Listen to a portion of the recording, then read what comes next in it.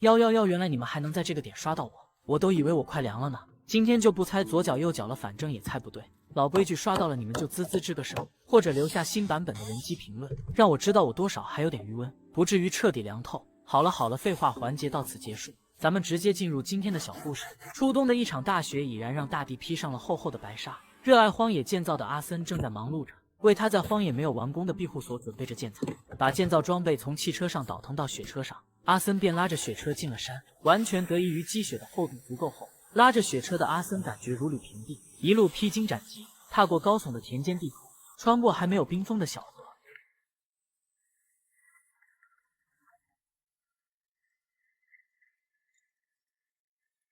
跋山涉水过后，终于来到了他没有完工的庇护所。庇护所的屋顶被厚厚的积雪覆盖，好在屋内还完好如初，只需继续加以改造，很快就可以达到入